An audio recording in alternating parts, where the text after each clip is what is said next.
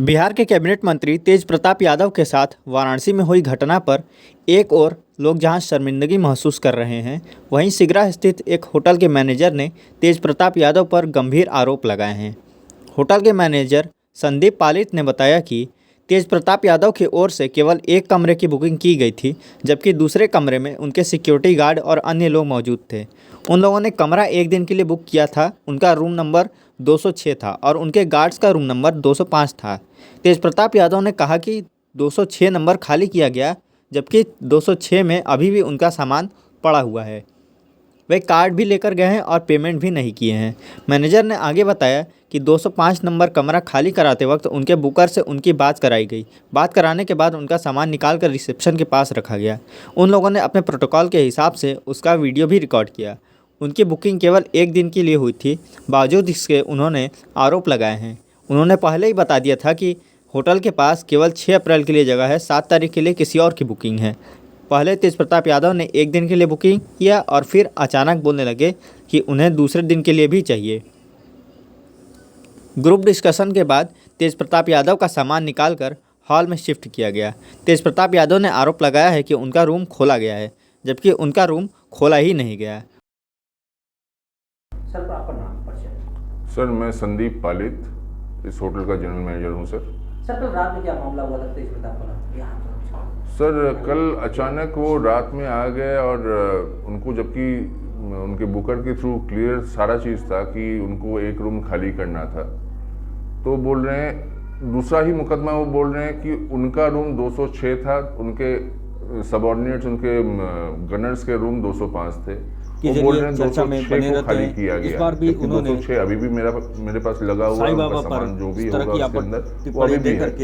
Card भी लेके गए हैं, पेमेंट भी नहीं किए। अपने नाम कई सुर्खियां बटोर ली हैं। 205 को खाली किया गया, उसमें उनके आदमी थे, जो बुकर था उनसे उनकी बात करवाई गई।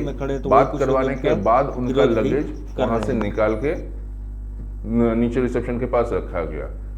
इसका उन्होंने रिकॉर्डिंग भी किया। अब भाई उनका प्रोटोकॉल है तो उन्होंने रिकॉर्डिंग किया।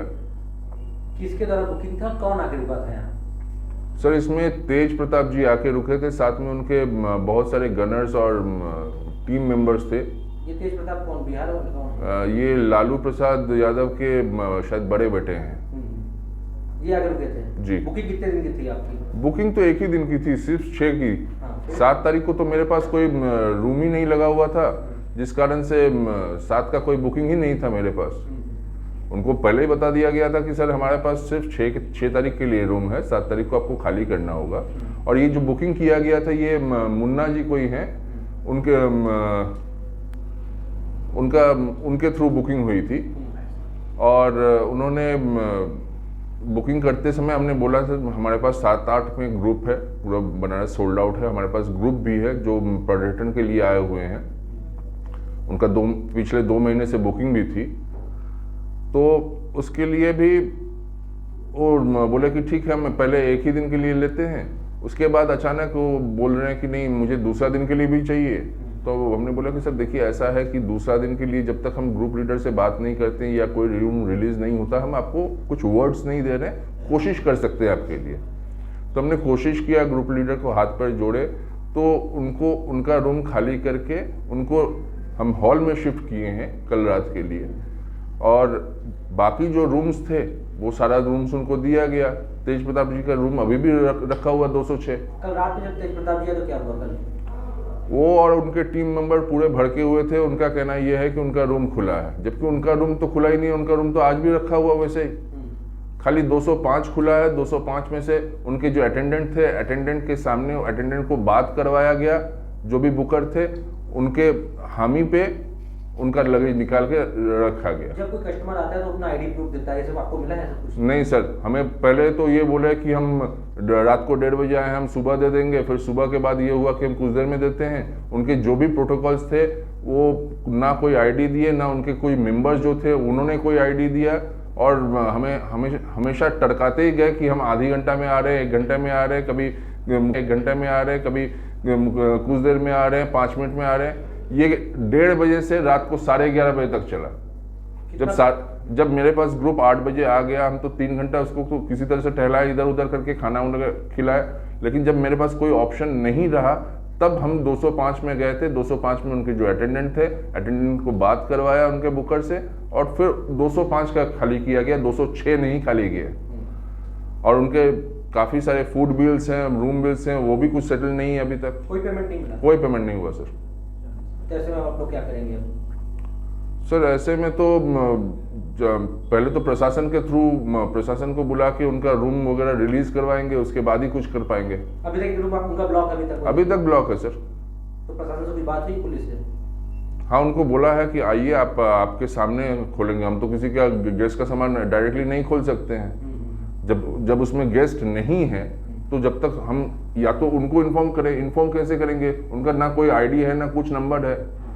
तो जो बुकर हैं, बुकर को बोला कि आप भी रहिए, प्रशासन भी रहे, तभी हम रूम खुलवा सकते हैं। बुकर क्या बोल रहा है? आने को बोल रहा है? बोले हैं आएंगे। अब आगे आप लोग क्या करेंगे? क्या आप लोग उनके खिलाफ मुकदमा लिखाएंगे? क्या करेंगे? क्या सर मुकदमा तो नहीं लिखाएंगे, अभी डिस्कस करेंगे मैनेजमेंट के साथ कि पूरा मैनेजमेंट का क्या प्रोसीडियर होता है, उसी अनुसार आगे फिर फॉरवर्ड करेंगे उसको। क्या लगता है कि पेमेंट ना देने के लिए कुछ ऐसा कुछ नाटक हुआ? ऐसा क्या लगता है आपको, जिस तरीके का हुआ ड्रामा यहाँ? सर मुझे तो लगता है कि पेमेंट को लेके ही हुआ है, क्योंकि लगभग फूड का 30-32 हज़ार का पेमेंट है, रूम का 20 के आसपास पेमेंट है।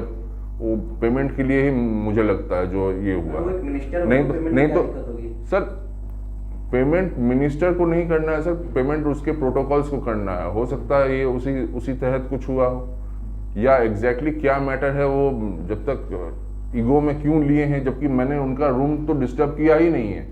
मैं तो उनके जो बॉडीगार्ड्स हैं या उनके जो अटेंडेंट्स हैं उनका रूम को डिस्टर्ब किया।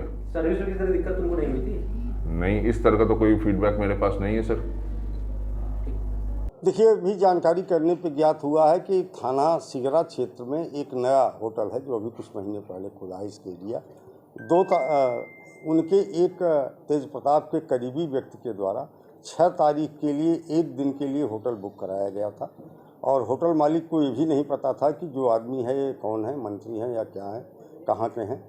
और दूसरे दिन जब इन्हें वो होटल खाली करने का समय था प्री बुकिंग के आधार पर, तो ये दर्शन करने चले गए थे। इनका एक अटेंडेंट वहाँ मौजूद था।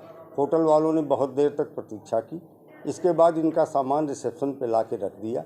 जब ये वापस आए, क्योंकि वो कमरा दूसरे के लिए बुक था और दूसरा जिस व्यक्ति ने अपने लिए बुकिंग कराई थी वो वहाँ मौजूद था, तो आने के बाद इन्होंने एक शिकायत पुलिस को दी है, प्रार्थना पत्र दिया है, जिसकी जाँच की जा रही है।